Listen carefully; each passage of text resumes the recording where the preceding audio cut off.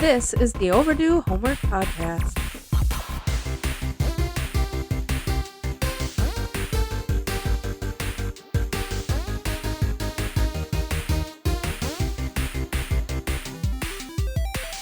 Welcome to the show. That's Trav. I'm Drew. And I'm Trav. This is the Overdue Homework Podcast, and of course, we are here to give you our opinions on 80s and 90s media.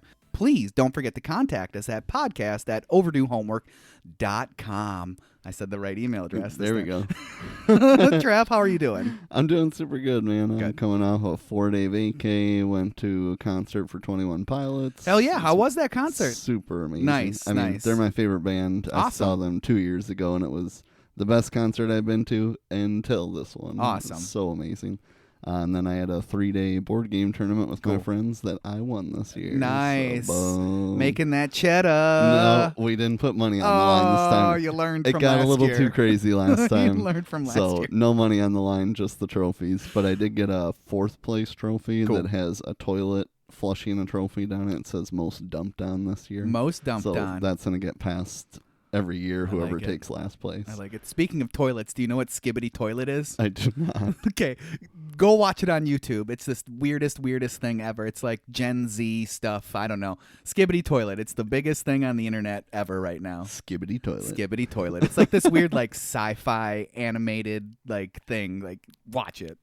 It's weird. It's weird, for sure. How are you doing, dude? I'm doing really good. My wife and daughter went to the Pink concert tonight. Boom. It's Evelyn's first concert. Nice. And so she was pretty pumped for it. She was really sad to leave, though. She's like, I don't want to leave you, Daddy. And I'm like, oh, that makes me feel good, kiddo. Yeah. Thanks. See you later. Trev, yeah, I mean, nothing else is really going on in my life, and that's kind of a good thing. For sure. I'm happy with mediocrity in my life for the most part, because then I'm not really worrying about anything. We did finally get our stove and microwave, though. Nice. So that's awesome. Making frozen pizzas like crazy. Frozen pizza for lunch, frozen pizza for dinner, 3 meals a day. Frozen pizza. frozen pizzas. Constant frozen pizzas. It's really nice to have a stove again, especially now that it's gotten a little bit cooler. Yeah, It's definitely. like free heat, basically. Yeah, definitely. dude. Free heat. Free heat. Free heat. Trav, in today's podcast, in preparation for this podcast, I used an article from mentalfloss.com by Garen Pierna. Pure, yeah. Pierna. Thanks, Garen. There's going to be another, well, I'll just say it now. I'll mention it again later, but there's going to be a link to YouTube for a short video that we're going to talk about a little bit later on in the podcast. And of course, we are doing Basic Instinct from 1992. Directed by Paul Verhoeven, which, before we get any further, this was a suggestion from our buddy Jake at Triple Falls. Yep. It took about 367 days to get to it. But we got to it. We got to it. At one point, we did say that this stuff was going to move to the front of the line, but Yep. that's not the case anymore, apparently. Yeah, and something happened. This was scheduled to happen was. sooner than it did, and then it wound up just falling down to this spot. I don't know what it was. Stuff got bumped and bumped and bumped and bumped and Yep. bumped. So It's- sorry, Jake. Yeah, but sorry, Jake. It's almost as egregious as bumping. What did we bump for? Jurassic Park. Jurassic Park. That was going to be like episode 10, and it Yeah. wound up being 2 years later. Yeah, or like something. episode 60. It wasn't that far, but it was like 47 or something Yeah. like that. Which Jurassic Park and Basic Instinct have a link. They So do. We talked They about do. it last episode, and we'll talk about it again. So, like I said, we're doing Basic Instinct from 1992, directed by Paul Verhoeven, written by Joe Esteres, produced by Alan Marshall and Mario Kasser, starring the affable Michael Douglas as Detective Nick Curran. I'm a big fan of Nick Curran in this movie. Oh, yeah. Big fan of Nick Curran. Sharon Stone as Catherine Tramell. Sharon Stone, stunning in this movie. God. Yeah, this is, wow. She's- I've never seen her before, I don't think, in anything. In anything, In really. anything. This is the first time I've ever seen her. I couldn't name anything that I've seen Sharon Stone in besides this movie. Right. But, But she's right up there with Michelle Pfeiffer Oh, and yeah. some of these that I've been exposed to in this podcast. that early 90s beauty standard was like a very realistic beauty standard, which Yeah. I drastically appreciate Right. compared to way movie stars are expected to look nowadays. Yeah. She's Definitely. she's like she's prettier than girl next door, quote unquote. Right. But she really like exudes that type of energy in this movie. Yeah, she's got some really good acting chops on her for sure. She really, really does. George Drunza. Okay, I looked up. It's a German name. Drunza. That's how you say it. Drunza. George Drunza as Detective Gus Morin. Jeannie Triplehorn as Dr. Beth Gardner. Leanne Sarell as Roxy Hardy, Chelsea Ross as Captain Talcott, and we know Chelsea from Major League. Yep. Good to see him again. Wayne Knight as John Corelli, and there's our connection to Jurassic Park. There he is. Steven Spielberg saw Wayne Knight's performance in this movie and was like, I want that guy to get killed by a dinosaur. And so he did. Daniel Von Bergen as Lieutenant Marty Nielsen, and you will remember him from Super Troopers and from Malcolm in the Middle. Commandant Spangler. That's right. It had a budget of $49 million. It had a box office of $352.9 million in 1992. Massive. That's $780.5 million in 2024. I gotta imagine because it's like softcore porn and a lot of it. So yes, I would say that probably had something to do with people maybe going out to the theater to see it. Because you see lots of TNA in this movie. Oh, yeah. Lots of TNA in this movie. But I think also the fact that it's a really good movie. Oh, it's super good. Helped it out a lot, yeah, too. Helped it for out sure. a lot, too. Like $750 million in 1992. That's crazy, crazy money. Insane. That's crazy, crazy money. Like the equivalent, I should say, of $750 million. Trav, with that out of the way, would you like to get to the breakdown? I think we should. Okay, let's do it. So before we get started, I do want to mention that this script sold for a record $3 million in 1992. To give you a little bit of perspective on that, scripts sell for now, like a first-time script would sell for like $40,000 to $60,000. Jeez. And it's not unheard of for like big-time screenwriters to receive $600,000 to $1 million today. Yeah. So in 1992, this dude got $3 million for this script. Yeah. That's one of the most expensive scripts ever sold in Hollywood. That's awesome. That's pretty interesting. So this movie opens up with that sultry, mysterious music. It is the theme of the movie, and it's definitely not the last time that we hear that song in this movie. Nope. Basically, anytime Catherine's on the screen, we hear that song, yeah. basically. The opening credits were kind of Bondish to me. Yeah. Like James Bondish. I know it's not the same thing, but it kind of had that feel. Yeah. Kind of had that 007, like, mysterious. Definitely. It's a thriller, but it kind of had, like, that cop drama thing going on a little bit. Eerie. So I really appreciated that. The color scheme, maybe that's what it was. Maybe the color scheme was really reminiscent of, like, GoldenEye or something like that. Agreed. So that's what I really thought of. This movie, the first scene really opens up with a bang, if you will. Hey, that dude is definitely getting boned. Oh, yeah. Definitely. Hard. The sexual tone of this movie has been set. In the first 5 seconds. And dude is dead. Ice pick to the neck, face, and chest. The guy got ice picked all over the place. Exceptionally violent and sexual. Especially that one ice pick right through the side of his face, that one like behind his eye and like right out his eye. And out his nose, the other side of it. Like that was brutal to look at. Never seen this before. Watched it for the first time at like 11 at night, and I was not expecting that 30 seconds in. I'm like, oh wow, sex scene right away. Okay, didn't see that coming. And then ice pick to the eye. To the eyeball. Definitely didn't see that to one the coming. eyeball. And props to the special effects dude, because man, he made his money on that scene alone. Dude, in this for movie. real. He made his money on that one. So the next day, our buddy Nick and his partner, it's his partner, right? His partner. They never like explicitly say that they're partners, but they work as partners. Yeah. Gus, they're on the crime scene. Nick and crew are under observation from the mayor's office to an extent. What's his name? Captain Talcott is definitely concerned with the way this case is going to be perceived by the media and by the public, because Johnny Boz, who got killed, was closely tied to the community. He was very philanthropic. Good friends with the mayor. Good friends with the mayor. So they're very, very concerned about that. And then for some reason, Nick turns on the stereo. Yeah. Sorry. Like, he's like, is he wondering what they were boning to? Or I don't understand. They weren't even boning to any music. music. They weren't. They weren't boning. Sorry. That was very weird. Very sorry. But there are cum stains all over the sheets, so that makes up for it. He got off before he got off. I don't think I've ever heard somebody refer to somebody being murdered as getting off. No, offed. Offed. Yeah, which I had subtitles on, and he didn't say offed. He did not. So it was weird. confusing. That was very weird. We get our first link to Catherine Tramell in this scene. She is our victim's girlfriend. So it's time to pay her a visit. We get Roxy and not Catherine. It's not apparent at first that it is Catherine, that it's not Catherine, right. until she's basically like, you're looking for Catherine. And you can see the look on Curran's face, Nick Curran's face. He's like, well, what the fuck am I wasting my time here with you? Like, what's going on here? Roxy is a friend, quote unquote, and she tells them that Catherine is at the beach house. So Catherine has two houses in San Francisco. Yep. 2 houses in San Francisco. We find out why later. But Roxy says that they are wasting their time because Catherine did not kill poor old Johnny Boz. Okay, case closed. Case closed. So her friend says she didn't do it.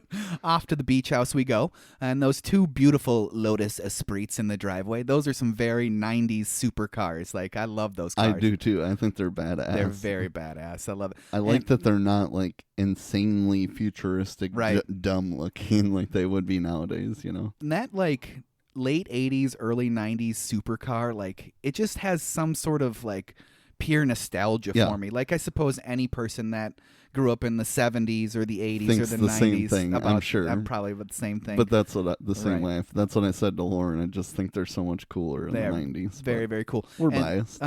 Don't quote me on this, but I believe that Richard Gere drives that same, not the same car, but the same model of car in Pretty Woman, I believe. Oh, nice. I believe. It's a Lotus for sure, but whatever. Sexy cars for a sexy lady. So we got sexy cars for a sexy lady, just like Trav said. With no answer at the door, our 2 gumshoes walk around to the back of the house to find Miss Tramell.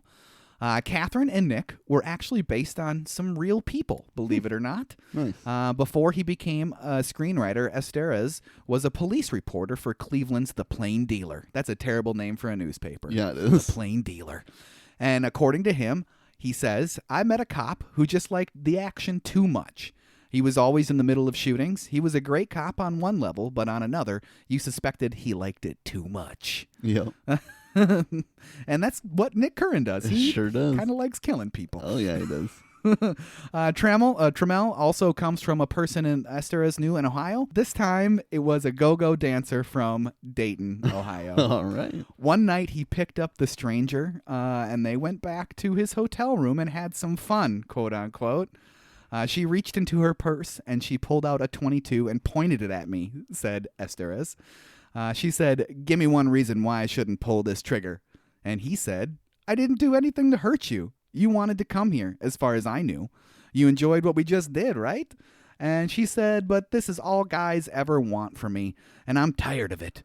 They had a lengthy discussion before she put the gun down. Yikes. AKA, he was almost killed by a prostitute. Yes. He picked up a streetwalker and was almost murdered by a prostitute. Streetwalker. I mean, honestly, a go-go dancer. Right. Give me a break. Give me a break. So Catherine's confidence in this scene when they find her on the backside of the house, sitting on that little deck thing, whatever it is you want to call it, is unparalleled. It's like she's expecting them to be there. 100%. It's like, what took you so long? Yeah. You should have said almost, right? So how did he die? He was murdered. Obviously. He was killed with an ice pick. How long were you dating him? I wasn't dating him. I was fucking him. Okay, Catherine. She only gives them yes or no answers for the next few questions. She was alone that night. Is she sorry he's dead? Yeah, I liked fucking him. Yeah. Okay, so maybe she's sorry. Catherine only gives them the bare minimum at this point. Listen, lady, we can continue this downtown. Well, then read me my rights and take me downtown. Otherwise, get the fuck out of here. Please? She calls Gus's bluff immediately. Yeah. Gus is like, oh, shit, I got nothing. I got nothing. So they leave. In the car with Nick and Gus basically sums up the whole scene. She's a nice girl. Yeah. Understatement of the century, Gus. So it's time for us to meet Elizabeth Garner. She's a shrink that happens to be boning her patient, Nick. Yeah, that's how it works, right? Yeah, their relationship is ethically questionable and tumultuous at best. Definitely. Nick is there for a session ordered by Internal Affairs, and according to Nick, he's doing fine besides his sex life. Yeah, he's developing calluses. Yep. You know what that's from. And he's off the sauce, no booger sugar, and he is not smoking. And it sucks that he's not smoking, he says. It sucks. And I've said it before on this podcast, if they had a pill that made it so smoking wouldn't kill you, I'd be first in line for a pack of cigarettes. I tell you what. First in line. Get out of my way. Get the hell out of my way. Nick wants out of the sessions that they're required to do, and Beth is going to give him the all clear. But as he's leaving, she says, "I still miss you, Nick." And Nick says nothing because he don't care. He don't give two shits. He just walks right out the room. He does pause for like a split second when he's opening the door, but does not turn around, does not acknowledge that she said anything. Nope. She's like, "I'm out of here. I'm out of here." He got what he wanted and he left. So at the detective bullpen, and they're going over the case, and the mayor's office, like we said, is very vested in this investigation. We find out that Catherine is loaded. She's worth $110 million in 1992. That's no fooling right there. Nope. Her parents are dead, and it seems there is a trail of dead people following her around. She's a writer and has a degree in psychology.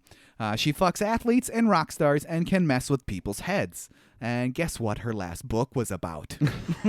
A retired rock and roll star that gets murdered by his girlfriend. My God. With an ice pick. I'd say she's suspect number one at this point. I would say so. So we move on over to Nick's apartment, and he's reading Catherine's book. Like I said, he discovers that the rock star is killed by an ice pick. Yep. So back to the police station, and they're trying to build a psychological profile on Catherine. So there's two possibilities. Catherine did it, or it's a copycat. Yep. And if it was the writer, she's a psychopath, basically. And she will try to use the fact that she wrote the book as an alibi, which I get. This is like a big point in the movie, that this book is an alibi. Yeah. I don't see really how it is an alibi. Right. Like, I guess, like, I'm not dumb enough to do what I would have written in the book, I guess, but it still seems like way too suspicious to even Way too suspicious. Way too suspicious. And they're all just like, oh, no. Doesn't make any sense. And if it is a copycat, then they're dealing with someone very obsessed, so much so that if they killed an innocent victim in order to place the blame on Catherine. That is pretty obsessed. That's pretty obsessed. I'm going to frame that bitch because I hate her. Fuck that bitch. Either way, they're dealing with somebody very dangerous and very ill. Gus and Nick plead with the ADA, John Corelli, for a round of questioning. He thinks it's a bad idea, but Nick wants to do it anyway, so he's like, fine, whatever. They got no concrete evidence to tie Catherine to the murder, and the ADA is worried that they will lawyer up and get them all fired for wasting taxpayers' money. Nobody's ever gotten fired in any government position for wasting taxpayers' money. Not at all. Otherwise, we'd have no politicians. No, they're going to get like a medal and be on TV the next day. Congratulations. Nick thinks otherwise. He doesn't think that she's going to hide one bit. She's not going to hide at all. She's going to come right in and deal with it. Then she's as crazy as you are, Curran. So off to Catherine's house we go again. They're constantly going to Catherine's house, going to the police station, going to Catherine's house, going to the police station. There's like 3 scenes in this, 3 set pieces in this whole movie. She's home and she is not hiding.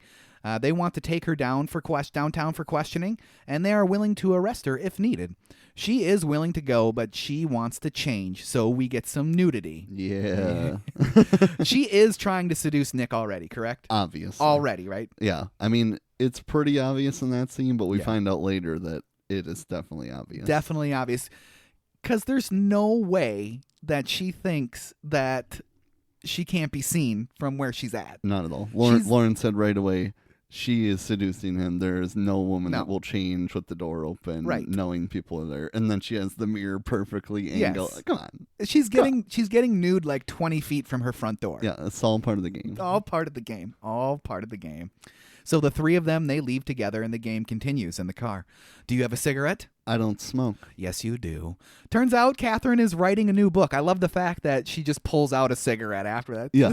I found some in my pocket. Yeah, a full thing of cigarettes. Okay. So she's writing that new book, and it's about a detective, and she kills him in the book. She doesn't say the character. She says she kills him. Yeah. Like, that's a little... Yeah. We make it to the interrogation room, and 25 minutes into this movie is one of the most famous/infamous scenes from the 90s. Yeah, I've seen this still before, yes. but I've never seen the movie till now. Yes, this is it's just one of those scenes that everybody knows about, even if you've never seen the movie. The scene was actually not in the script. Estes did not write it. The scene has been parodied many times, though, throughout the 20-plus years, like in 1993's Loaded Weapon, which is a movie that we should definitely do. Never seen it. It's a comedy parodying all these, like, 90s detective movies. Oh, my God. Very, very funny. It's a National Lampoon's movie. Oh, nice. This specific parody scene, link in the show notes, like I said before, so you can go watch that for yourself. Paul Verhoeven, he decided that the scene would be more fun if Sharon Stone didn't wear any underwear that day. Sure, Paul. Sure. That would be more fun. How about you don't wear any underwear? Come on, Paul. Come on, Paul. Come on, Paul. When Estes talked about that famous scene, he said, I think it was brilliant for Paul to do it that way. Sure you do, buddy. I deny that is the reason that this movie was a hit. Had something to do with it. In some ways, he was really sorry that he didn't write that damn scene, according to him. Yeah. Okay. How would you even write that? Then she flashes her vagina. Okay. The gang is all there in the interrogation room. There's no attorney for Catherine. She's got nothing to hide, which is funny because Nick totally pulls like a power play in this situation. Because they ask, do you want an attorney? And he comes and he's like, she doesn't want an attorney. Yeah. She doesn't need an attorney. And then she looks back at him, why do you think I don't need an attorney? Yeah. Like, she was not expecting that at all. No. Was not expecting that. I also love how Catherine basically just takes over the room immediately. Just by lighting a cigarette. Yep. There's no smoking. What are you going to do? Charge me with smoking? You're under arrest, lady, for smoking. The questioning begins. She's into sex, and Corelli is about to jizz in his pants. Yeah, he is. She is into sex, by the way. Oh, yeah.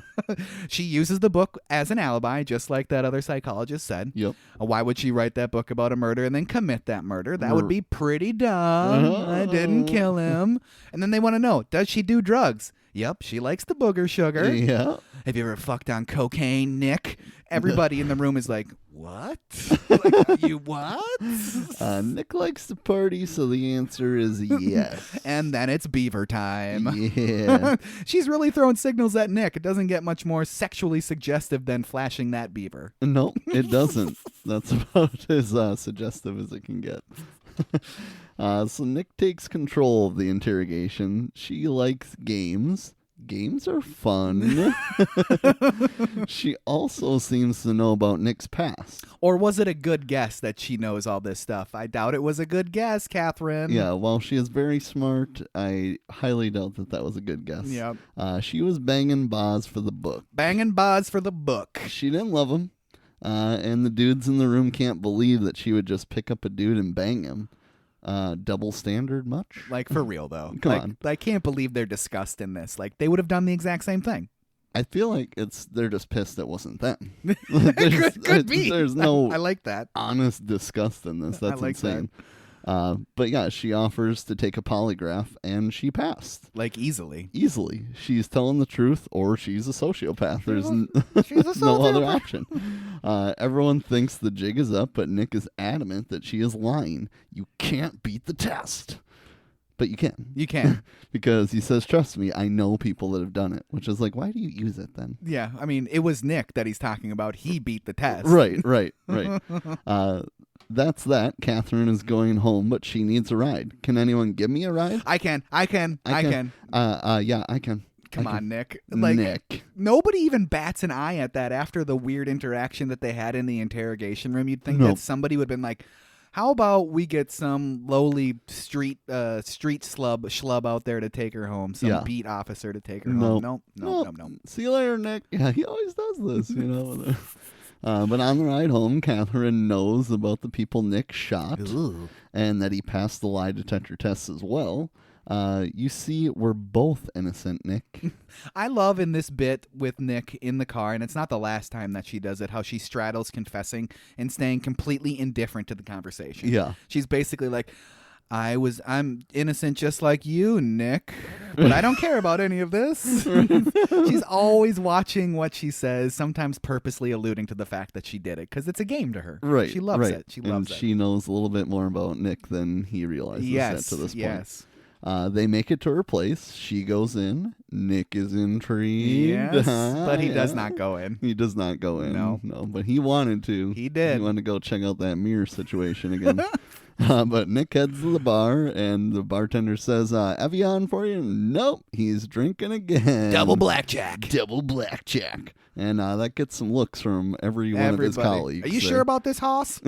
But, it's been 3 months. Get the hell off me, Get off me. I'm starving. I'm sorry. Nick won't let the case go, even though it died with the polygraph. What about her parents? What about the other books? Is she writing about her murders? Yes, she is. Yes, she really is. But anyway, Beth shows up, and Nick is getting harassed by Nielsen from Internal Affairs, and Beth steps in to defend her man. So she and Nick leave. And then next thing you know, they're at Beth's apartment. Yes, this is not a sex scene. No. This is not a sex scene. It's a rape scene. This is definitely a rape scene. I found this, like, the first time I watched it, I'm like, wow, that's shocking. Yeah. And then the subsequent rewatches for the show, I was like, I gotta fast forward through this. This is too much. Yeah, I don't definitely. like it. It was very shocking the first time. Yes. And then it seemed out of place. Too. It did. Like, it's the only time he gets like that over the top, Very sexually aggressive when he's not generally that sexually aggressive. It takes him a long time to be sexually aggressive to Catherine Tramell. Yeah. And he just goes in there and basically rapes Beth. And in my personal opinion, this kind of shows some of the downside to alcohol. I would agree. He's only been sober for 3 months and one night of drinking, and this is what subsequently happens. 2 drinks. 2 drinks. 2 drinks. So, yeah. Yeah, downside of drinking for sure. Definitely not good from Nick. But it is revealed afterwards, Beth knows Catherine, they met at Berkeley. Yeah. Why didn't you tell me that? I'm telling you now. I'm telling you now. Maybe you should have told me like 2 days ago. Yeah, probably should have told him about that. Yeah. But all Nick wants is a cig, and he doesn't care what he just told Beth, so she kicks him out. Sorry, let me say that again. Fine. All Nick wants is a cig, and he doesn't care about what he just did to Beth, which is insane. Yep. So she kicks him out. She goes, "It's in the top drawer of the foyer. Get it on your way out." Are you a foyer or a foyer? I say foyer. Foyer. I can't even say foyer if I'm trying. I feel like it's the foyer, people. Foyer, it is a foyer. In Minnesota, it's the foyer. It is the foyer. Back to work Nick goes. They made some calls to Berkeley. Some professor got killed with an ice pick in 1980.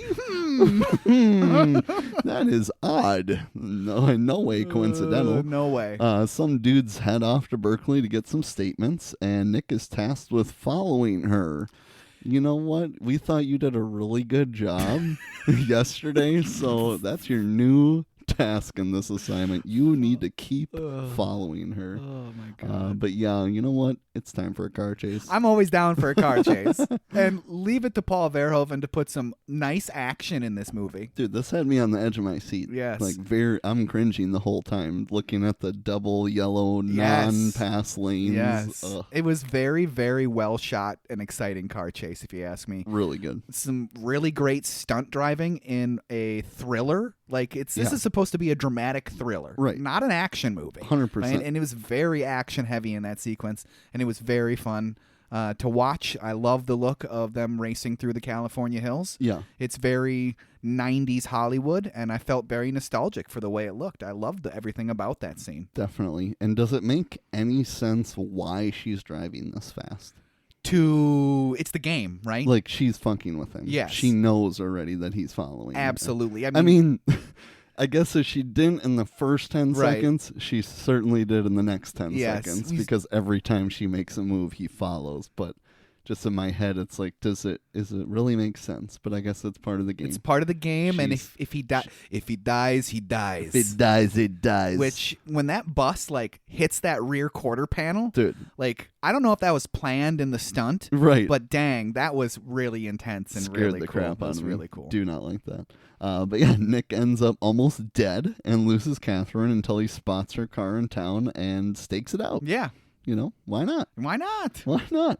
But it's hard to hide when you're driving an exotic sports car. Yes. So that is an issue. Let's see what do we got. Oh, there's that Lotus Esprit right there. There is the only one of those. Like, she should have been driving like Ford Taurus or something. Yeah, there you go. But let's be honest, she wants him to find her. Definitely. Obviously. It's the game. It wouldn't be as much fun for her otherwise. So hours pass and Catherine comes out of the house. So the game continues. Now we're on to a mini car chase. Mini car chase! And she gets away, yes, she does. Obviously. So we're back at home at Catherine's because where else would she be going? Honestly, he didn't have to chase her. He didn't have to chase her. Gone to her house. Could have just went and waited for. There's no way she's not coming back to this $55 million mansion or whatever it is. You know? But she strips in her living room because, hell yeah. And holy full frontal, Batman. Like full frontal. Full frontal. Full frontal. That's a 90s thing. That's definitely a 90s When was the last time you saw a rated R movie past the year 2000 that had full frontal nudity in it? That wasn't male. Legitimately don't know. Exactly. It does not happen. No. I feel like if there's full frontal in a movie nowadays, it's like automatic NC-17. For sure. I don't know how this movie did not get NC-17. I agree, yeah. I mean, I can only think of TV shows, HBO shows, not movies. And they barely even do full frontal. Yeah. Like Game of Thrones is what popped in my head, and there's definitely full frontal in that. But right, yeah. Yeah, it's just interesting, an interesting dynamic in this movie. Definitely. But yeah, that was an invitation. Yep. Nicky boy. One that Nick doesn't take yet. Not yet. But Nick heads back to the cop shop to look up Hazel Dopkins. Because he pulled out her mail and pulled checked out her the mail at that little mailbox. Definitely a huge federal offense. I got into a big discussion about that watching the movie. But that was the lady that Catherine met. Yep. And Gus shows up and tells Nick that the prof died in 1980 at Berkeley, and that was Catherine's counselor nonetheless. The plot thickens. She wasn't linked to the murder at all. She was not even questioned. Weird, very weird. And turns out Gus knows who Hazel Dopkins is. She killed her family for no apparent reason. Her children and her husband. Yikes. And and on that screen it says she went to jail in 1956. Yep. And she got out in 1965. She was in jail for 9 years for killing her entire family. 3 murders, 2 of them children. Sure. Yeah, that definitely makes sense. So it's back to Catherine's house because, again, we are only in 3 different scene changes in this entire movie. Nick is just looking in the windows like a creeper, and then she comes over and he's like, "Am I disturbing you?" Like, yes, you are very disturbing. You're being creepy, dude. It's creepy as hell. Why don't you just knock? Like, I've let you in every single time. But Catherine lets him in and immediately says, "Let's go upstairs, Nicky boy." But not before Nick notices all the newspaper clippings of him on the desk. Creepy. Very creepy. Very. And he's the subject of her next book, a.k.a. her next victim. Dun, dun, dun. The plot thickens. And they go upstairs, and she just starts stabbing away at some ice. I really thought she was going to miss and put it through her hand. Oh, yeah. She was doing it so aggressively. So aggressively. And I know you're not much older than me, but was this a thing in the early 90s that every household just had a block of ice? So did they not make cubed ice in the early 90s? He even says, "What do you got against cubed ice?" Oh, yeah. I didn't even notice that because I'm too blown away by the giant ice. And she says, "I like rough edges." Oh, yeah. I remember that line. But no, I think this is a throwback to like the 1940s and the 1950s where this is probably the only way to get your ice. Sure. This is obviously like an homage to those 1950s like detective noir films. Yeah. It has that same type of feel. So I think that's kind of an homage to that. I don't know if it is or not, but that's what I'm taking out of it because I've never seen anybody do that before in my life in person.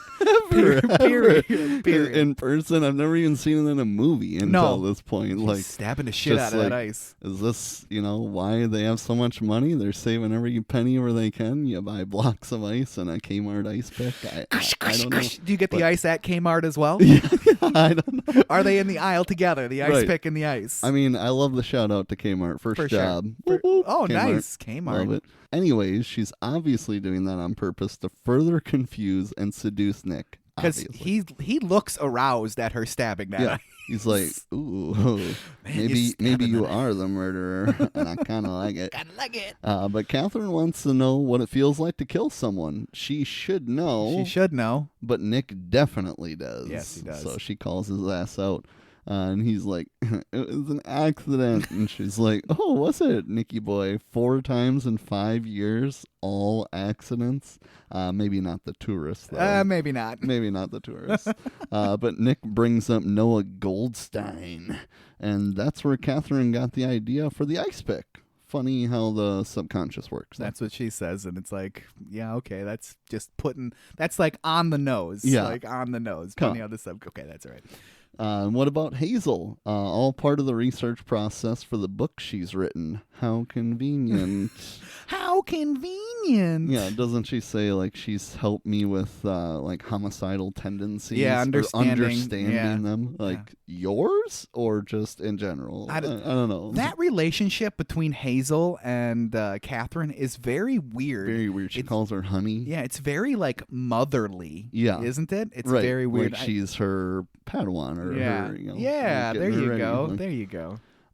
But then Catherine goes straight at Nick and calls him Shooter. Yeah, he doesn't like that. He does not like We're that. Not talking about McGavin. We're talking about Shooter. And asks all about the blow he was doing and how he may have liked killing those people. He did like it. But he said, I didn't do it. He says about the blow.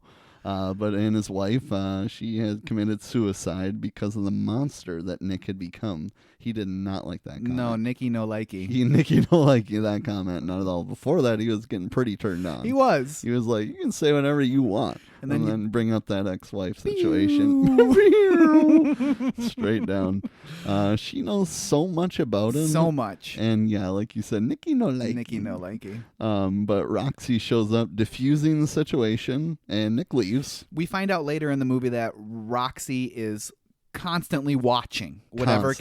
So she was watching this happen. Yes. And she went in there probably because she could tell Nick was about ready to throw her on the ground or something like that. Right. It was about to get wild. It was about to get very wild. Yeah. But, you're going to make a terrific character, Nick, Catherine shouts as he's leaving. What a great, parting stab, if you will. Yeah, really. Exactly.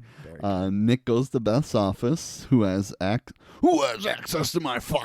He's pissed. He is pissed. And Beth gave it up to Nielsen. Yikes. So you know what? It's confrontation time. Nielsen sold his file to Catherine, so they fight. And Shooter has lost his job. Probably. So at this point, Nick is convinced that he's next, and now he has to do something about it. So he peels out in his Mustang to go home and drink. I don't know why he was out of there in such a hurry. Seriously. I gotta get drunk. And watch crappy TV and movies. Beth shows up with her Bart Simpson keychain, and they fight verbally and physically. Yeah. He literally says, "I don't want you here, Beth. Why did you give them my file?" And it was to save Nick's job. She did for him. She cares for him. She does. He still wants nothing to do with her. Please go away, Beth. Just go away. The Bart Simpson keychain. Let's talk about that for a second. Yeah. I did some reading online to kind of figure out why it's a Bart Simpson keychain, and everything that I saw about it seemed like complete bullshit. And I think it's just because The Simpsons were really popular in 1992. Probably. I legitimately think that that's it. Yeah. I can't find anything else that makes sense. No, I mean, it's obviously a gigantic keychain that you are drawn to because of its bright yellow and bright blue. And it does come into play at the end of the movie. Right. So I think that's the real purpose of it is its size. The sheer size. The sheer size of it. But that makes sense. on the other point, it's probably because the Simpsons were wildly popular. Right, like they could have picked anything that size, and they went with Bart Simpson. They went, but Paul Verhoeven must be a big Simpsons guy. Gotta be. I mean, who wasn't in 1992? That's very true. Who wasn't? Flash to later that evening, and Nick is passed out on the couch with Hellraiser on in the background. Yeah. I really liked seeing that in this movie. I was like, that's badass. Go back to see listen to last year's Halloween episode out there, podcasters, because we did Hellraiser. Yeah. And I really loved that episode. It was a very fun episode to do. That was a super good episode. And it was very funny, I think. And not actually, to toot my own horn, but Jake suggested that one as well. So weird. That's super cool. Maybe Jake's working on like this other level. Like he's levels of suggestions that all relate to each other. Did he suggest Jurassic Park as well? No. Okay. He did not do that one. But yeah, he's got some sort of master plan in mind for this podcast. What's going to be next from you, Jake? What's going to be next? I want a movie that ties all three of those movies together, okay? That's what I want from you, Jake. Yeah, there we go. You have an assignment. Well, the phone rings, and Nick gets some news and heads to a crime scene. And Nielsen is dead. Poor guy. Yikes. Oh, man. Nick is the number one suspect. Everybody thinks that Nick did it, except for Gus. Gus is standing by his man. That's for sure. Way to go, Gus. It was a single gunshot to the head. Probably a .38 caliber revolver, so Nick has to turn over his gun, a 9mm Glock. Not a .38 caliber revolver. Not a .38 caliber, and then he sniffs it. His lieutenant sniffs it. He's like, "You really think of me?" And that's all he gets, and he just walks off. Like, okay. At this point, we legitimately don't know if Nick did it or not. There was a time jump. True. A time jump of at least a few hours. It was the end of Hellraiser that was on TV. It wasn't even on the TV when Beth left the apartment. It was true. What was that show? Moving on up. The Jeffersons. Oh, that's what it was. Yeah, the Jeffersons. So there is a time jump there. So at this point in the movie, we don't know who did it. Obviously, Nick didn't do it. Right. Because, I mean, you did your homework out there, people. So. Did you suspect that he did it?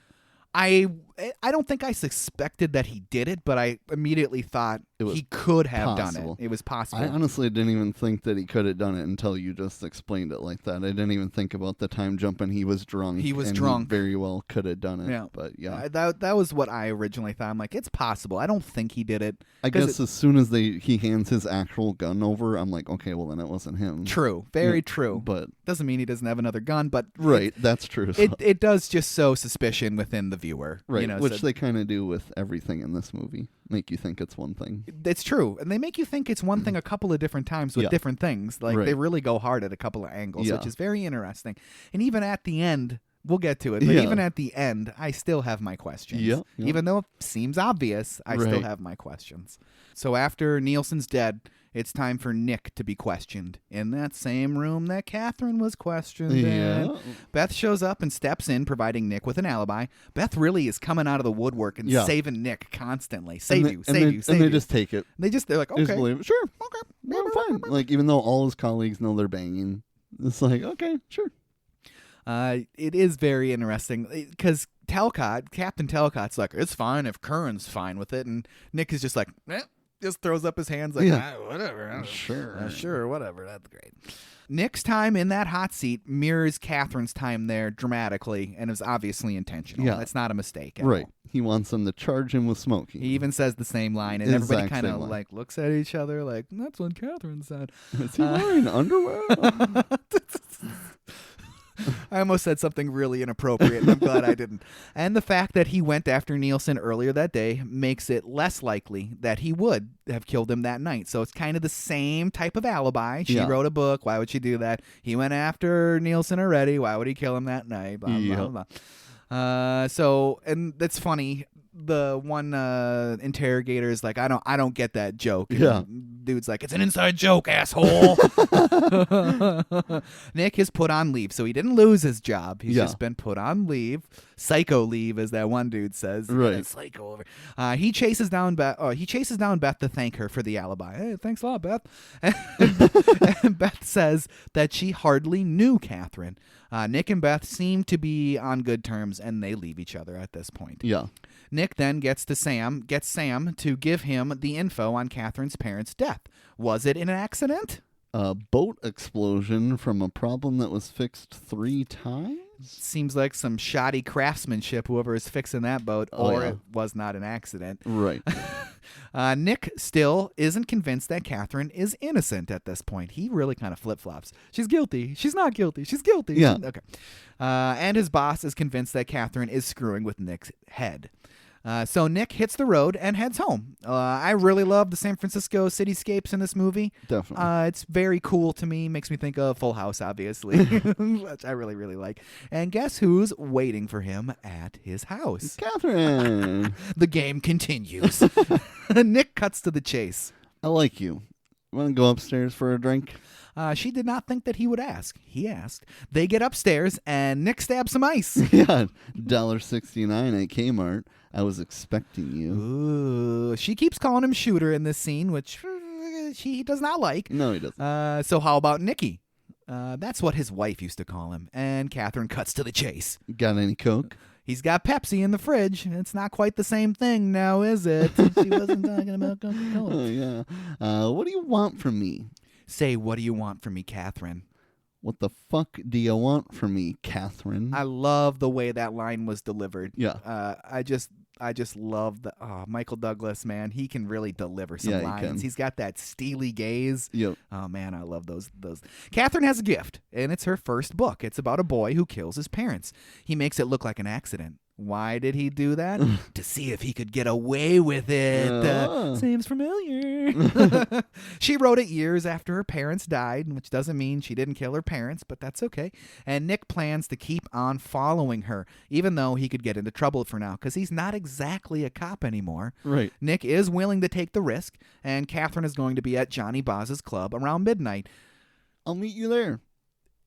She's going back to the club of the dude that she murdered. Yeah. Maybe murdered. That she murdered. Maybe murdered. Maybe murdered. I'm still undecided on whether or not she killed all those people or not, but we'll get to that at the end.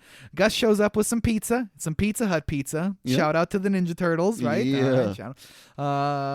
Why you doing this, boss? If she wants to play, I'll play. Also, I gotta say before we get too far, what a plot twist if she would have admitted to writing that book before killing her parents.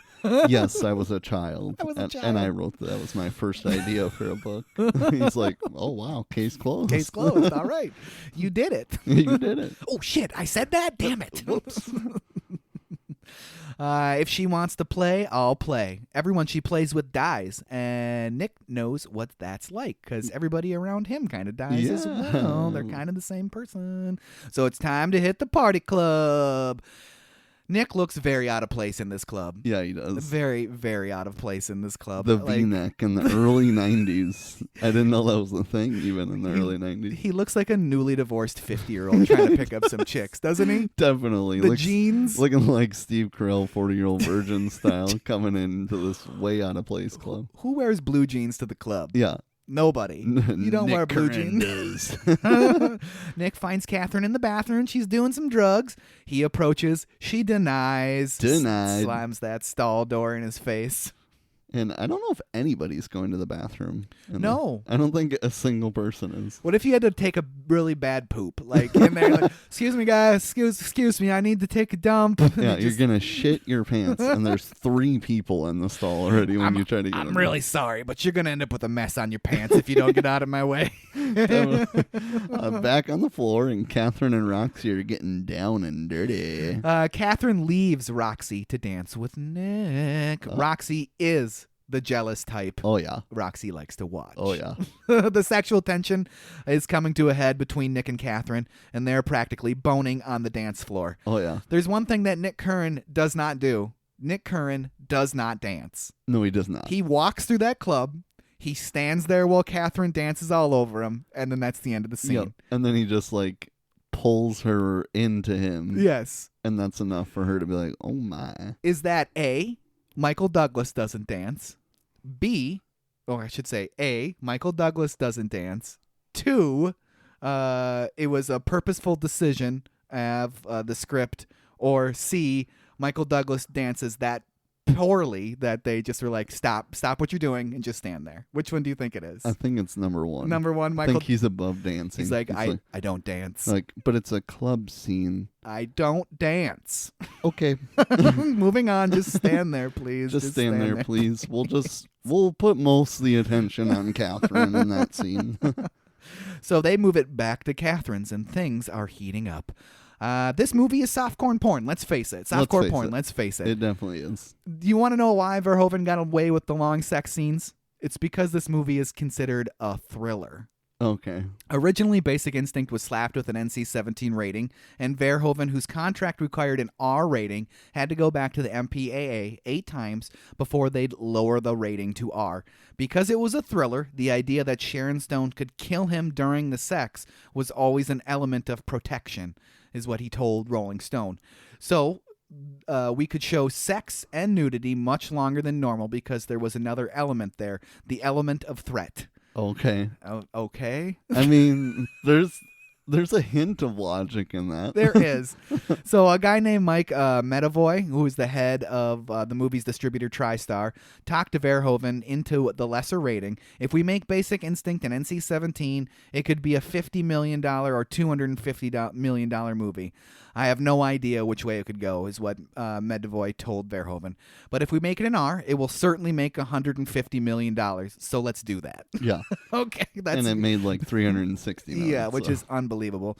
It made sense, at least from a business viewpoint, so he adapted to that, and Verhoeven said, but going back and forth between the studio and the editing room and the MPAA, having to go back and change more and more frames was very unpleasant, according to Verhoeven.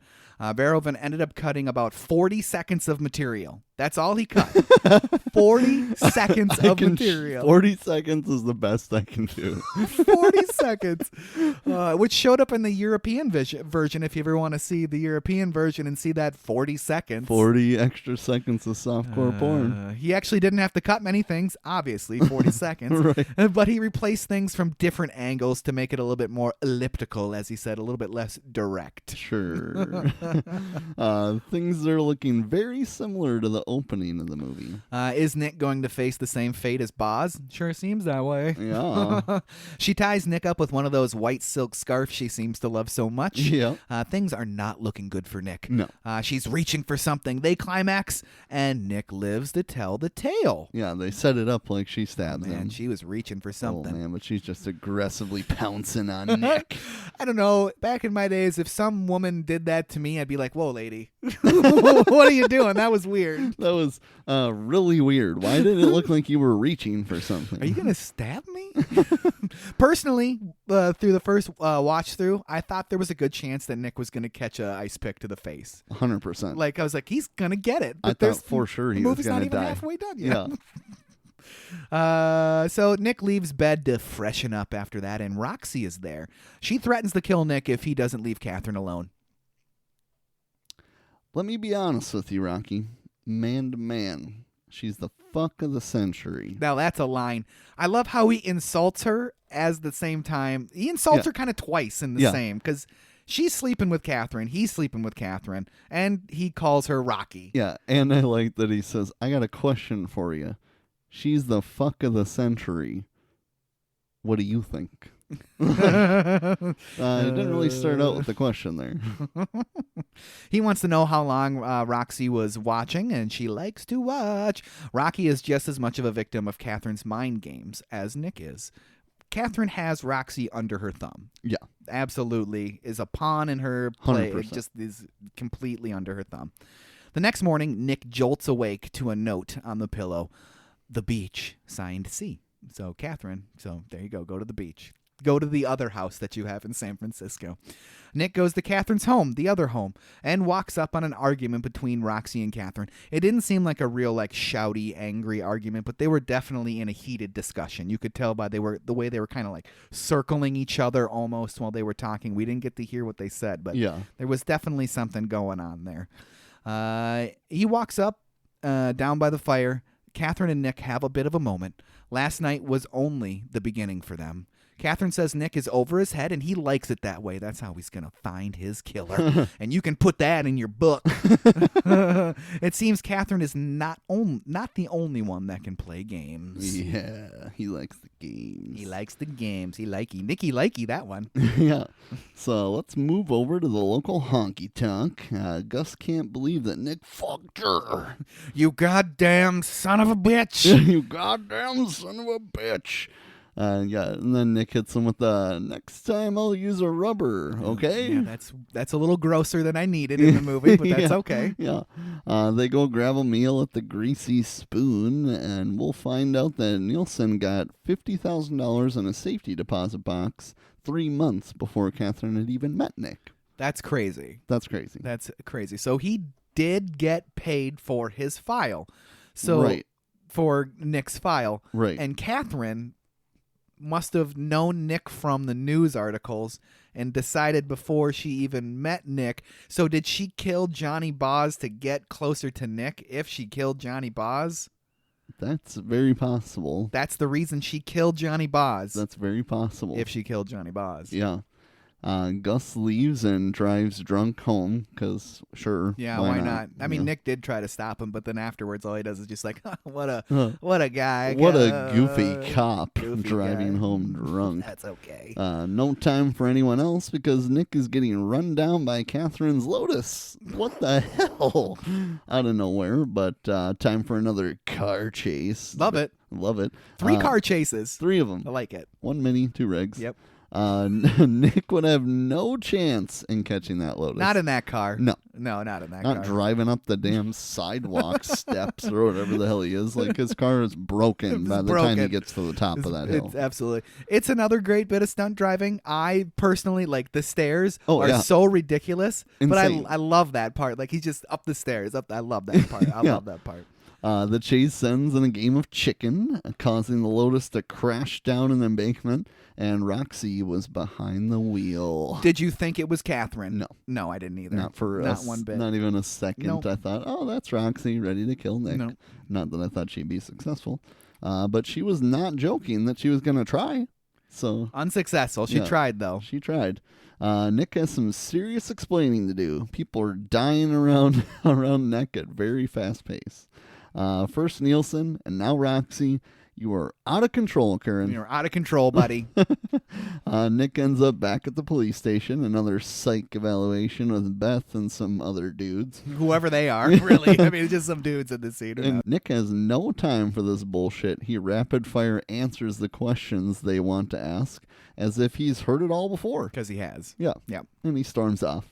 Why don't the two of you go fuck yourselves? That's a line to leave on. Yeah. Beth follows. She's trying to help. Nick doesn't want the help. Nope. But we're back to Catherine's, and she's there mourning Roxy. Looking like an old lady in that rocking chair. Yeah, she is. Looking like an old lady. Definitely some Norma Bates vibes. Yeah, definitely. But all part of the manipulation. Was Catherine willing to let Roxy die? Was she, or was she even responsible for sending Roxy to kill Nick? I don't think she sent. Do you think that she sent her? I don't think she did, but I wouldn't put it above her to have sent her. I wouldn't put it above her, but I don't think that's what happened. But I also don't think she was as broke up as she was acting like she was about the situation. I could see, like, I purposefully watched to see if she cried in the subsequent watch throughs. Yeah. She had some tears welling up, but if this really is a woman that you love and you live with, there should be tears flowing. Right. Tears flowing, but that's okay. So she knew her tendencies to be a jealous lover. It's all part of the game. So even if she didn't purposefully send Roxy, she probably understood that Roxy may take this into her own hands and go and do something irrational. Yeah. Like, it's possible. She left seconds after you and was gone all day. But right. Oh well, yeah. But, although Catherine acknowledges that everyone she cares about dies, so time for a sad bang. A sad bang. Nobody likes a sad bang. Make love to me. Sure. After the sad bang, Nick wants to know if Catherine thinks that Roxy killed Boz. Catherine doesn't think so. This, however, reminds her of a girl that she slept with in college. A girl that became obsessed, some would say. And that girl, you guessed it, Frank Stallone. I mean, it is Beth. Well, Beth. Lisa Oberman. Oberman. She says Oberman. She says Oberman. She does not say Hoberman. I had subtitles on. Yeah, she says Oberman. It's all part of the game. Misdirection. It's all part of the game.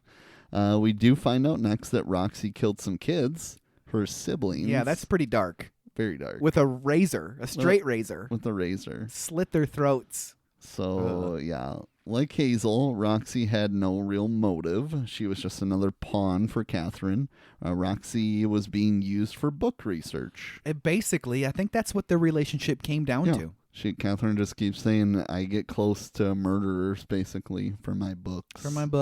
I bone them, and then I kill them. And then bone them. Time for Nick to investigate Lisa Oberman.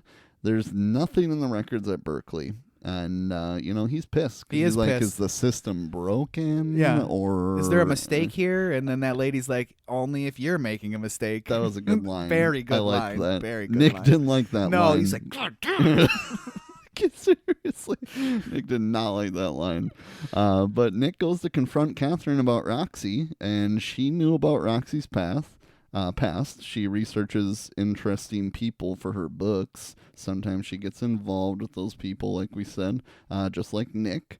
But what about the fact that there's not a Lisa Oberman at Berkeley? Simple. Catherine said Hoberman. Hoberman. She did not say say Hoberman. I said Hoberman, you dumb son of a bitch. Dumb ass. So who's Lisa Hoberman? Beth. Duh. Just put on a little blonde wig there, Beth might be a psycho. Beth is a psycho. Yeah. Less of a psycho, but Beth is still kind of a psycho. Definitely. She makes some poor choices. The dominoes are falling faster and faster. Beth does come clean, though. She says it was actually the reverse situation. She says that Catherine became obsessed with her. She's evil. She's brilliant. The plot thickens further. Getting pretty thick. But we get into we get a bit of info, but there's more. Nick doesn't know who to believe now. No, so, he's on the fence. He doesn't know. Was it Beth? Was it Catherine? Was it Roxy? We'll never know. Yeah, so next Nick aggressively drives home and slams open his mailbox. And Catherine is there. Surprise! Okay, sure. Where was she hiding?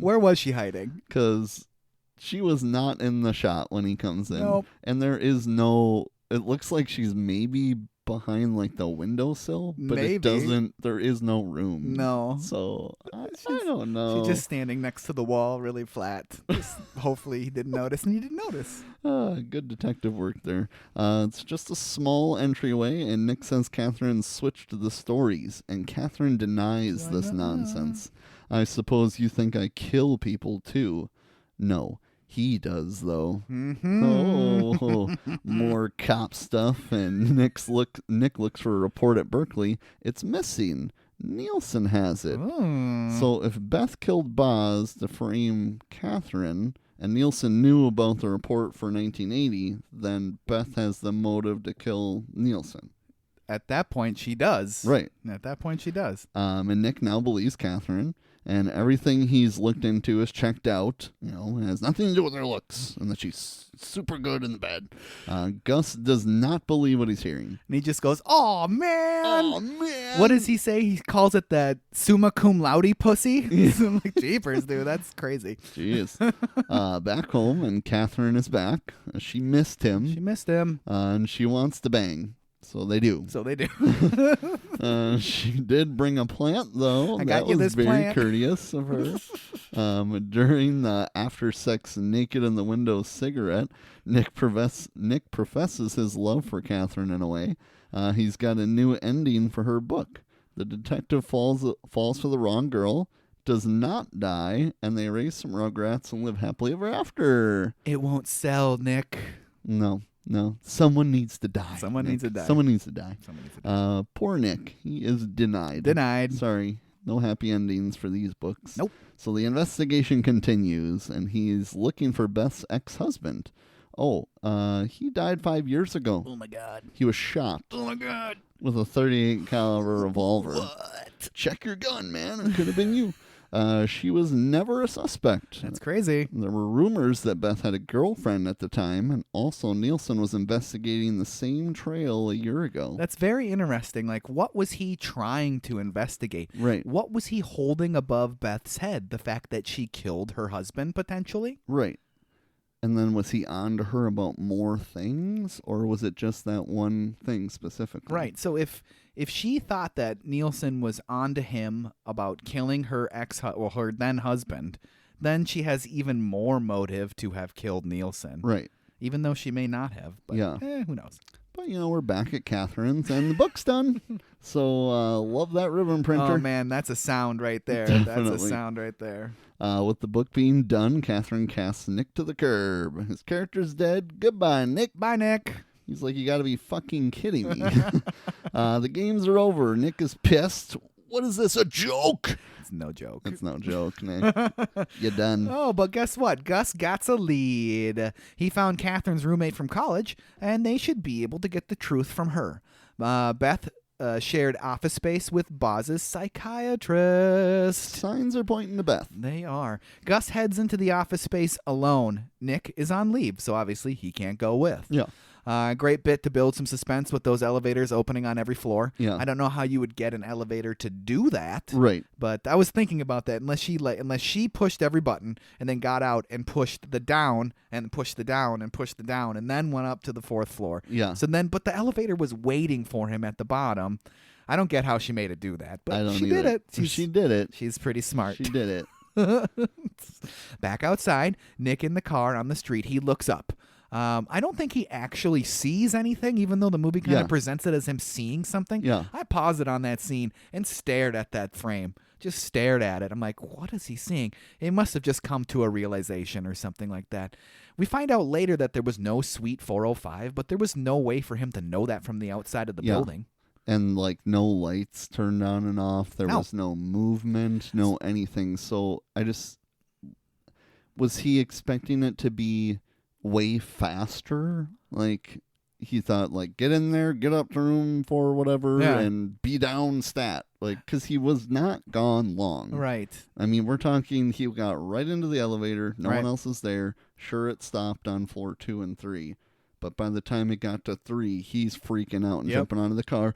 Gus! And he runs to the rescue. And it's like, what the hell did you see? Or what? That was really confusing to me. There was nothing in that scene, and even the few scenes leading up to that scene, that I could figure out that pinpointed the fact that it was a setup. Right. There was nothing. Nothing. Yeah. I don't, unless I missed something, I'd love some email input on this specifically, because there's no reason for me in my mind that Nick would have come to the realization that it's a setup. Right. There's no, besides the fact that you're going to a psychiatrist's office after hours and all the lights are on in the building also, even though it's after hours, but still, I don't understand how he came to that realization. He's supposed to meet Beth. Is that who it is? He's supposed to meet the roommate. The roommate. The roommate. That's right. Not Beth. You're not right. Beth specifically. Well, Gus gets killed. Poor Gus. Yeah. He gets stabbed a whole bunch. And that was pretty brutal. Yeah. At least he doesn't have a family. Yeah. That was established that he's got no wife, no kids, no nothing. Yeah. So, sorry, Gus. The hunt for the killer continues. Beth appears. Freeze! What are you doing here? Put your fucking hands up! I got a message on my machine to meet Gus here. Don't move! I know about your husband. You still like girls, Beth? Get your hands out of your pocket! She does not. She gets shot. She gets shot. Beth is dead. Beth is dead. She only had that Bart Simpson's keychain in her pocket. And like we said, it was supposed to look like a gun. And it did. The way she was fooling around with the keys in her pocket, it looked like she was pointing a gun or something, through her pocket. Yeah. Why didn't she just take her hands out of her pockets? I don't know. She's a psychiatrist, right? Take your hands out of the pockets. She's got to know, that's triggering. I feel like if somebody is pointing a gun at me, screaming, take your hands out of your pockets, I'm probably going to take my hands out of my pockets. Odds are I'm going to take my hands out of my pockets. Sorry. Sorry. Time for the crime scene to be investigated. Nick has no answers for what's happened, or is refusing to answer for what happened exactly, I guess. What was Gus doing here? What was Beth doing here? No answers from Nick at this point. They did find a wig and a San Francisco PD jacket with an ice pick in the stairwell, and they find a .38 at Beth's house. The treasure trove of material relating to Catherine also in Beth's house. I guess that's it. The jacket's Beth's size, so... Catherine's roommate died of leukemia. That's who Gus was supposed to be meeting. Yeah. 38 found in Beth's bookcase. There was no Sweet 405. Same brand and model of ice pick from the Boz murder. And Beth met Boz at a Christmas party. Congratulations are in order. Nick is off the shit list because he solved it. Yeah. So it's time to head home. Catherine is there, believe it or not. Yeah. Of course she is. Yeah. She already heard about what happened on TV. That was suspiciously fast. Yeah, and she covered her ass because, that's not what happened on TV. That's suspiciously fast. Catherine loves Nick and doesn't want to lose him. Everyone around me dies. I can't do this. So they bang again. Obviously. Obviously. Catherine springs forward with pleasure. Did she stab Nick? Nope. Second fake out. She was reaching again, too. Yeah. She was reaching. So what do they do now? Fuck like minks, raise rugrats, and live happily ever after? As Catherine reaches over the side of the bed, I hate rugrats. Forget the rugrats, and just fuck like minks then. Catherine slowly turns back to Nick. She reaches over and embraces him. Yeah. That was like she was reached over and just staring at him, and she looked like she wanted to kill him. Oh, yeah. And they bang again. Yeah. Probably. Like it kind of like fades out and then fades back in like almost immediately. Right. And we pan to the ice pick reveal. Dun, dun, dun. Roll credits. So is Catherine the murderer? Yes. Why not Beth? I don't think it's Beth. I guess I don't know. It just seems too perfect. Like Catherine set it up. She's too smart. I think she used Beth to her advantage. Yeah. And she's been fucking with Beth since Berkeley. Like she has been. Unless it was flipped. Unless the story was actually flipped. Right. Where it was the other way around. Where Beth was... Where Catherine was obsessed with Beth. Yes. Just doesn't seem that way. Like, it doesn't seem like Beth exudes the confidence that Catherine does. She does. So unless she, like, polar opposite changed who she was by this point, it seems odd to me. She does have, to me, that air of, like, psychosis or, like, I don't know, mistrust of lots of situations for being a psychologist. Yeah. But also, Beth would have walked by the bloody... SPDF San Francisco Police Department coat and wig in the hall. Because she came from that. She came from there. And the ice pick at the end of the movie was a metal-handled one where all the rest were wood-handled. Right. So there's a couple of discrepancies. I agree with you. Catherine's the murderer. Yep. Obviously. This one was different than the Kmart handle. But it was still... And then that weird fade-out, too. Like, right. Because nothing like, there was no time passage with it fading away and then fading back in. Yeah. So that was just kind of weird. Like, is that supposed to be representative of maybe a fantasy of Catherine's? Or a dream that she's having after they've had sex and had fallen asleep? Yeah. Or something like that. But I agree with you. If you're going to take it, I think you should take the ending at face value that Catherine is the killer. And she's the mastermind of all of these people's deaths, going all the way back to her parents. Yeah. I just think they set it up to make it seem like maybe it's not her. And they keep throwing all these other options. And then to me, it just seems too obvious that it is her at the end. But watching it again...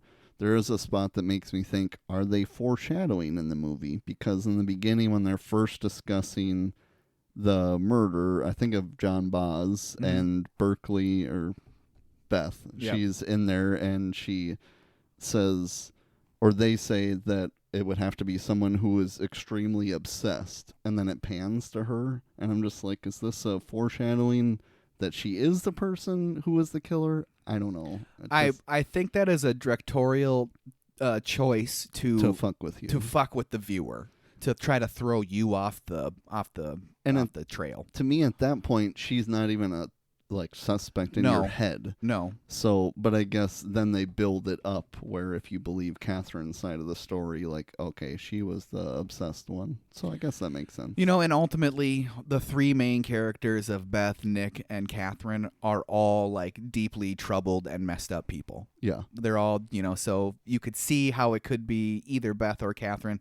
I think the correct answer is Catherine. It just seems too obvious for it not to be. And the fact that there's a Basic Instinct 2 where Catherine goes and kills some more people. So yeah, that would probably seal the deal there. But I do like how there is still some ambiguity at the end of the movie where you can still talk about it and think about the fact that maybe Catherine didn't actually do it. Maybe. But there's no way Beth's got a blonde wig in that first scene of the movie. And Ice Pick killing someone. Well, and after watching the movie a few times, that is definitely Sharon Stone in the opening of the movie. Yeah, that's definitely Sharon Stone's boobies. Definitely Sharon. Sorry. Sorry. The boy in me coming out knowing, hey, those are the same boobies as the beginning. She's the color. Trav, what a great movie. What a great recommendation. Really this is one of our longer episodes in a while. It was fun to talk about. I really, really enjoyed this movie. Yeah. And it will be a movie that I will go back to and watch again. Definitely. It's a good movie. Really good movie. Very, very good movie. Jake just hitting us with the bangers. God, he knows his movies. Yeah. He is a filmophile. Is Species, that what they call it? Hellraiser, Starship Troopers. Man. No Basic Instinct. I love how the look of Starship Troopers and the look of Basic Instinct, they parallel each other. Obviously, same director. Right. But I love the way, especially in the club scene. I'm like, hey, there was a club scene in Starship Troopers. Yeah. He loves his clubs, his party clubs. Yeah. The blue and pink neon that was prevalent through both movies. I really like that. Paul Verhoeven, I'm a fan, buddy. Definitely. I know you're a listener, so yeah. I hope you enjoyed our breakdown. Well, Trav, with that out of the way, why don't we move over to our homework assignment? We are doing True Lies from 1994, directed by the amazing James Cameron, screenplay by James Cameron, based on La Totale by Claudia Zidi, Simon Michael, and Didier Kaminka. I think those people might be French or Russian, one or the other. Produced by James Cameron, Stephanie Austin, starring Arnold Schwarzenegger as Harry Tasker, Jamie Lee Curtis as Helen Tasker, Tom Arnold as Albert Gibson, Bill Paxton as Simon, Tia Carrera as Juno Skinner, Art Malik as Salim Abu Aziz, Eliza Dushku as Dana Tasker, Grant Heslov as Facile, Charlton Heston as Spencer Tribby. Had a budget of $100 to $120 million. No one really knows. One of them question mark budget. Had a box office of $378.9 million, and that is $793.4 million in 1994. Another super banger. Super banger. Is Bill Paxton the one that's in Weird Science? Yes. Okay, that's what I thought. Yes. Have you seen it? Have I seen True Lies? Yes. I have not. I have basically, there's a scene in it where I'm pretty sure Jamie Lee Curtis is in her underwear and a house is exploding. I've seen that. Sure. I've seen that. Yeah, this is my dad's suggestion. He Great heard suggestion. that we love doing Arnold movies, and he said, have you done True Lies yet? So here it is. I can't wait to do it because this is really getting at the crux of the podcast for the both of us. For sure. Which is going to be an amazing thing for us to do. Definitely. Well, Trav, with that out of the way, why don't you hit me with that outro? Let's do it. We got a couple emails today. First one is wondering if we had any magazine subscriptions as a kid. Let's see. I had Sports Illustrated for kids for a while. Nice. Which was always fun to get. I had a magazine called Jack and Jill, which was like a kid's magazine, sort of like Highlights, that was given to me by my grandparents on my mom's side. Yes. Maybe my dad's side? From one of them. I read it occasionally. Yeah. It's all right. And then when I was a little bit older, into my teens, probably like 16, 17, 18, I got a subscription of my own money to Heavy Metal magazine. Nice. So it's basically an adult graphic comic book. Nice. Had been around for decades and decades. There's a couple of Heavy Metal movies, which I think it's 1981 or 82 for the first one. We should probably do sometime. Have you ever seen Heavy Metal or Heavy Metal 2000? No. Do yourself a favor. Check them out. They're adult-oriented animation, and the magazine was awesome. I wish I would have kept I was keeping all my issues forever and ever and ever. And then when I moved out of our old house and into this house, I was like, why do I need 4 boxes of these magazines? Trash. I wish I had never done that. Yeah, that's should have okay. kept them. How about you? Definitely had Game Informer growing up, obviously. Got hooked on that at GameStop pretty early. Yeah. I wanted Nickelodeon magazine as a kid, but I did not have a subscription to that. And then, I always went and bought them, but I wanted like Nintendo Power and that kind of shit. But I would just go waste my money on a single magazine. I would get Nintendo Power magazines and Nickelodeon magazines like for birthday gifts. Nice. Like I would get an issue from that January or something like that for my birthday. I would get that. I was always like, yay. And then I would never get another one until the next year, but that's okay. And now neither of us have magazine subscriptions. Nope. Yeah. Because magazines are kind of a thing of the past. Yeah. That's all right. But, so here's a risky one. Did you ever forge your parents' signature for anything growing up? Negative. Negative. There was times where I definitely considered it, but I never did. Never, ever did. My dad's would be impossible. Like, he's got, like, the coolest signature ever, but there's no way I could mimic it ever. But my mom's is, like, perfect cursive. So if you practice enough... You can do it. You but can do it. There's one time, I can't remember what I did it for, but there was certainly one time in high school where I called in. I think I had my mom call in for me, and I went home and played games, and I don't know, troubled teens. I don't know why I did it, but I'm guessing that was it, and I would have had to, like, forge her okay for me being sick the next day. Otherwise, it was something really dumb, like I forgot to get my dad's signature in time for a field trip, and I didn't want him pissed at me, so I just signed my mom's name. I could excuse that. I hope it's the second one, because I don't remember. It's funny that just sparked a memory in my brain. So I had a friend in high school named Josh, and he had a pretty deep voice pretty early on. So we were like 15, 16, and he had like a full-on man voice. Yeah. And one day... we're like, Josh, call in sick for like 4 of us.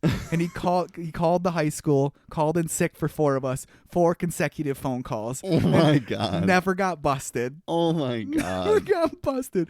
Drew's not going to be at school next. Chris is not going to be at school. 4 in a row.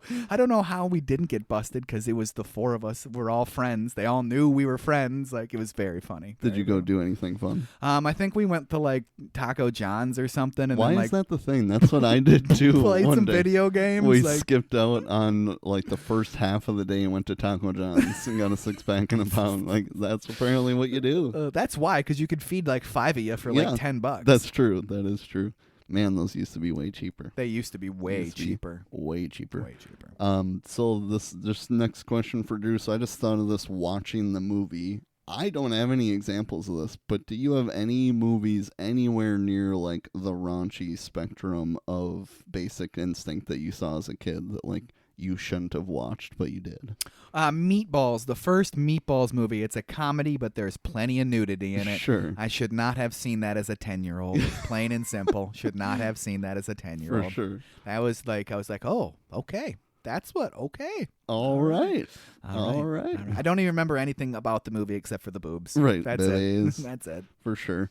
But yeah, if you want to suggest any movies for us or send us any emails, you know how to do it. It's podcast@overduehomework.com. And make sure you're following us on socials on Instagram and Facebook at Overdue Homework Podcast.